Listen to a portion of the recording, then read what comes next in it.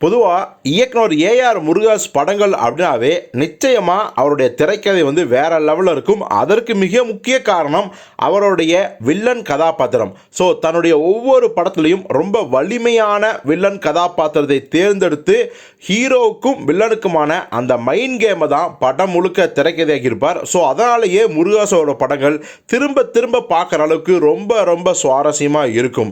உதாரணத்துக்கு சொல்லணும் அப்படின்னா கஜினி படத்தில் இந்த வில்லனாகட்டும், இத்தனைக்கும் அதில் டபுள் ஆக்டு, ஏழாம் அறிவு வில்லன், ஏன் துப்பாக்கி வில்லன், கத்தி வில்லன், இப்படி சொல்லிட்டே போகலாம்.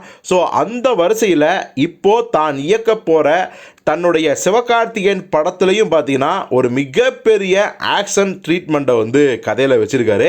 ஸோ அதற்கு மிக பெரிய ஹெல்ப் ஆனது அவருடைய அந்த படத்தில் வச்சிருக்கிற வில்லன் கதாபாத்திரம்.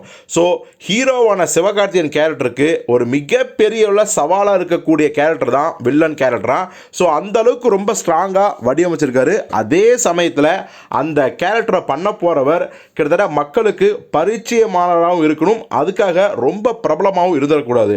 ஸோ அப்படிப்பட்ட ஒரு வித்தியாசமான பரிச்சயமான முகமாக இருக்குன்னு முடிவு பண்ண முருகாஸ் அவர்கள் நம்ம டான்சிங் ரோஸை தான் தேர்ந்தெடுத்து இருக்கிறார். அவர் யார் அப்படின்னா உங்களுக்கே தெரிஞ்சிருக்கும், பேர்லேயே தெரியும், டான்சிங் ரோஸு.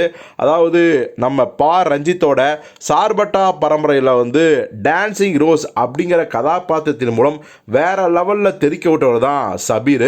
ஸோ அவருடைய அடுத்தடுத்த படங்கள் என்னவா இருக்கும், என்ன மாதிரியான வித்தியாசமான பரிமாணத்தை தன் நடிப்பில் காட்டப் போகிறார் அப்படின்னு ரசிகர் எல்லாருமே அவருடைய படங்களுக்காக காத்திருந்தாங்க. இப்போ வந்த பர்த் மார்க் அப்படிங்கிற படம் கூட அவருடைய நடிப்பு வந்து ரொம்பவே பேசப்படுது, பாராட்டப்படுது. ஸோ அந்த நம்ம சபீரை தான், டான்சிங் ரோஸை தான் சிவகார்த்திகேயன் வில்லனா தன்னுடைய அடுத்த படத்தில் தேர்ந்தெடுத்திருக்கிறார் நம்ம ஏஆர் முருகாஸ் அவர்கள். ஸோ பொறுத்து வந்து பார்ப்போம், ஒரு துப்பாக்கியில் வந்த வில்லன் மாதிரி இவரும் மிகப்பெரிய அளவில் தெரிக்க விடுறாரா இல்லையா என்று.